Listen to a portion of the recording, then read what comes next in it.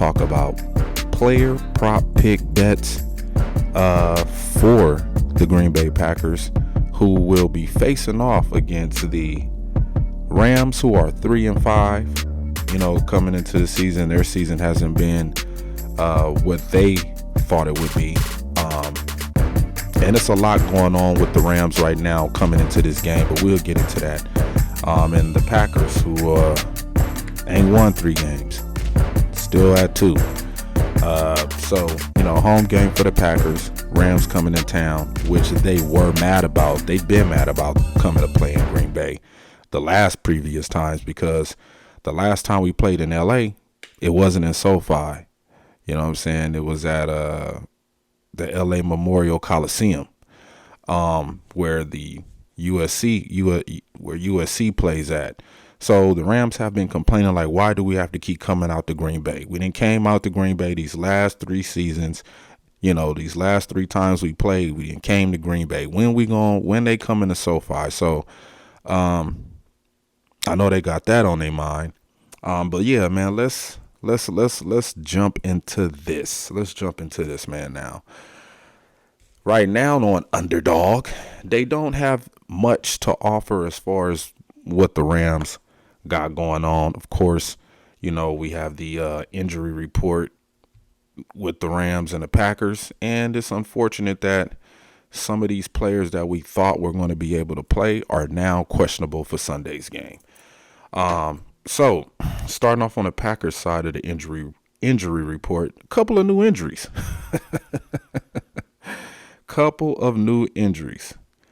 Okay, we got Quay Walker, who has a groin injury. He's questionable. We got Rudy Ford with a calf. He's questionable for Sunday's matchup. And the next man up will be Isaiah McDuffie and Eric Wilson in the linebacker position. You know, you still got Dallin Levitt, rookie, Anthony Johnson Jr., and Zane Anderson could step in for Ford if he's unable to go, which will probably happen. Then, you know, we got cornerback Jair Alexander back, and his back situation, he should be good to go. He's expected to be available, along with Aaron Jones and his hamstring situation that he's been dealing with up until week 7. So those 2 guys will be available. Now on the, you know, you still got Elton Jenkins with his knee, Luke Musgrave with his ankle, and Josh Nyman with a foot, who are all expected to play. The Rams, they ruled out linebacker Ernest Jones. He has a knee, and tight end Hunter Long with a hamstring.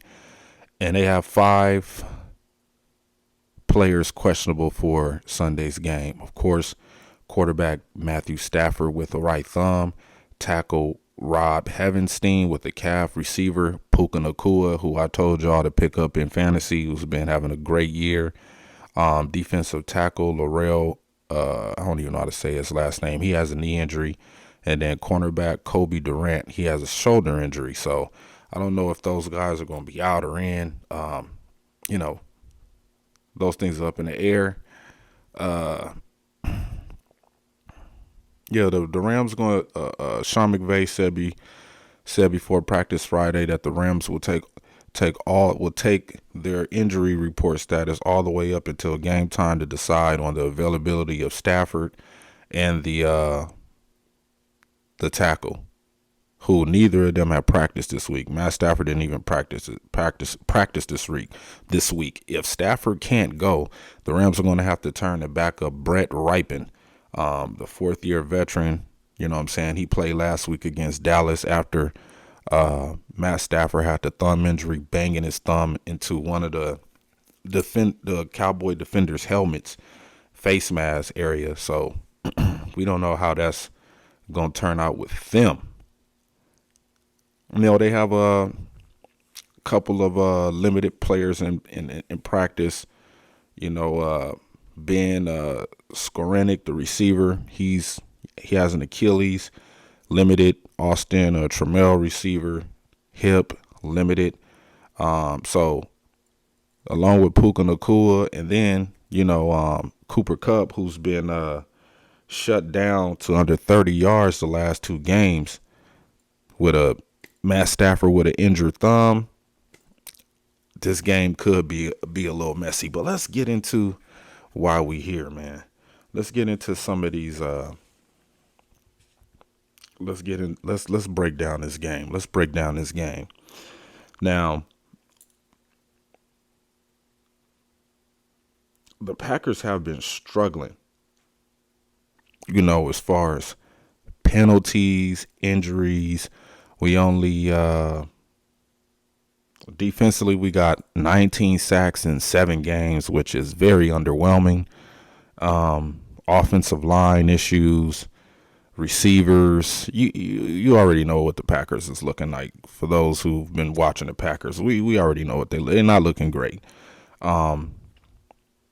We are 2-5 on the season, heading into this week.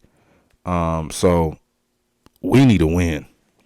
So let's break down some of these prop picks and these bets for these players. Starting off with, it's not much right now on Underdog with their players. They're going through I guess they're trying to get the numbers right to see who's going to play or who's not going to play. So many injuries on the Rams right now. The only prop they got up right now is the kicker. The kicker, Lucas Harvest. I don't know how to say his last name, but his fantasy point, they gave him kicking points, 5.5 over under. I don't know if I'm gonna touch that, but let's get into the Packers. Jordan Love rushing yards 13.5, passing yards 218.5, pass attempts 32.5. I don't know why they put the half. I don't know why y'all put the half, but whatever. Sacks taken 2.5. Aaron Jones 3 receptions, 21.5 rushing yards, receiving yards, 21.5 receiving yards, and 10.5 fantasy points. AJ Dillon, the only prop they have for him is 32.5 rushing yards. Christian Watson 7.5 fantasy points, 7.5 targets, 3.5 receptions. Romeo 7 targets, 3.5 receptions, 40.5 receiving yards. Luke Musgrave 3 receptions, 25.5 receiving yards. Now, if we look back at what the Cowboys did to the Rams, Dak threw over 300 yards against this secondary and this defense. He got sacked twice, by Aaron Donald, but he still had a good day throwing the ball. But they got a good offensive line. So, Jaden Reed, 30.5 receiving yards. And then defensively, which isn't much for the Packers right now, since without not seeing Rudy Ford on there. And I don't know why they don't have Rashawn Gary or Devondre Campbell. They don't have, Underdog, get y'all shit together. Get it together. The defensive side of the ball, they got Jair with 2.5 solo tackles. I like that a lot because no Eric Stokes and probably no Rudy Ford. So he's probably going to have to step up and make some solo tackles in the game. 0 point, half a point for assist tackle and 3.5 over under for tackles and assists. I like all three of those. Jair is gonna have to mix it up on defense and get busy and get physical. Keyshawn Nixon, they have 2.5 solo tackles. I like that prop bet 2 over on that. Not really much on the Rams side of the ball. They haven't really got everything situated or figured out yet. Me personally, I'm not going to bet this game. If I'm betting on a prop bet, it's probably going to be 2. It's probably going to be Jordan Love, 13.5 rushing yards, and Aaron Jones, probably the fantasy points and the receiving yards, 21.5. Maybe the receptions. You know what I'm saying? And I might dabble with Jair, solo tackles, assist tackle. Keyshawn Nixon with 2.5 solo tackles. On the receiving side, it's iffy. I like the Christian Watson fantasy points. You know, he could probably score a touchdown. That's 6 points right there, plus the catch and however many yards he ran to score the touchdown. You'll kill all of that in one play with Christian Watson. Same thing with Romeo Doubs. You know, that 40.5 receiving yards, that could be one play. Kind of gonna stay away from the targets with both Christian Watson and Romeo. I think Matt LaFleur is gonna take a different approach with probably throwing the ball out of the backfield to the running backs. Might get Luke Musgrave involved. I like the 25.5 receiving yards. Remember, all of these things are subject to change up until game time, during the game, during halftime, during the second half. So you got to be paying close attention to the numbers. I kind of like to jump on things early because once the later and later it gets, they start opening up more things. Like right now, Aaron Jones got 3 options, 3 receptions, 21.5 rush receiving yards, and 10 fantasy points. That could change. It might, 2 hours from now, and it could change to, rushing attempts. That might get added to it. You know what I'm saying? Rushing attempts might get added to it, or rushing yards might get added to it. Same thing with AJ Dillon. Right now on the slate, they only got him at 32.5 rushing yards. They might add 2 receptions, receiving yards. You know what I'm saying? Touchdown. So be careful what you're looking at. You know what I'm saying? Really try to understand the game that's being played and how it might be scripted out. But if I was to look at this game on the Packers side of the ball, my main thing would be clock management. Clock management for the offense. This game, with playing against the Rams, you kind of want to keep their defense out on the field, take advantage of the underdeveloped cornerbacks. Their secondary is not that great. You just go back and see the big time game that CeeDee Lamb had. And, maybe that might be because, the Rams are on the road. But guess what? They're on the road again. And they had to travel further with these injuries that they accumulated in the Dallas game. So, I don't know how healthy Aaron Jones is going to be, but we need the most out of this guy. I'm expecting him, like they been saying on social media, he's supposed to get a full load this week facing off against the Rams. So we will see what kind of game plan Matt LaFleur comes out with in this game. I was seeing some scores. I was seeing some scores for this game, and it just kind of had me iffy a little bit. Like, really? You guys really think that's going to happen?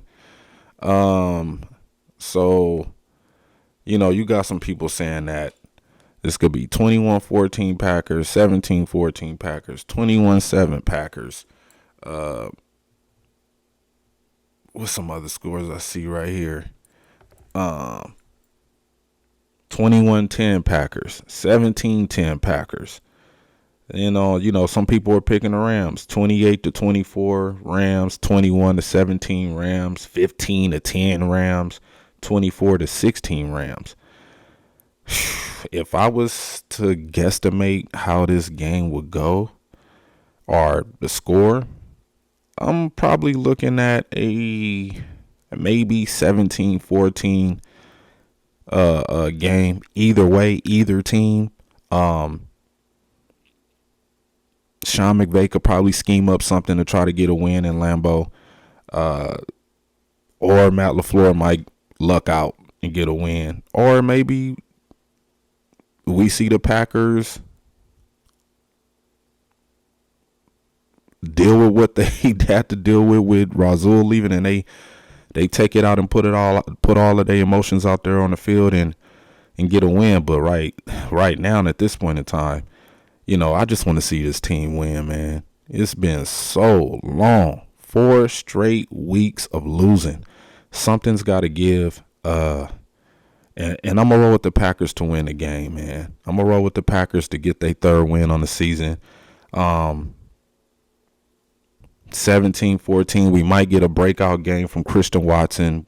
If we in the red zone, expect the ball to go to Romeo Doubs.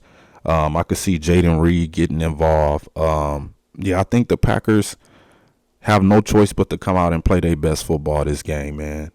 So with that being said, man, remember, bet responsibly. Me personally, I would probably stay away from this game just to see what kind of Packers team I'm getting. You know what I'm saying? We don't know if this is going to be a first half team or if this team is not going to show up at all. So with that being said, man, thanks for tuning in to the G Spot. Checking out some of these player prop picks. I will leave 3 picks that I like in this game, and then I'll put up some more games that I think you should be interested in and looking at. I like the Dallas Philadelphia game. I like that a lot. It's another game too that I was very, very interested in. The Raiders against the Giants. I like that a lot too. 2 backup quarterbacks playing against each other. Should be a lot of fun for Devontae Adams. So be looking out for that. You know what I'm saying? I might throw another game in there that you guys should go and look at. Look at the player prop picks, and you go and make the best decision for you to try to win some money.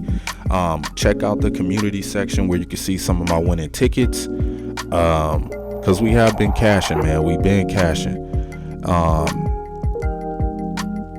And before I go, man, go Pack Go.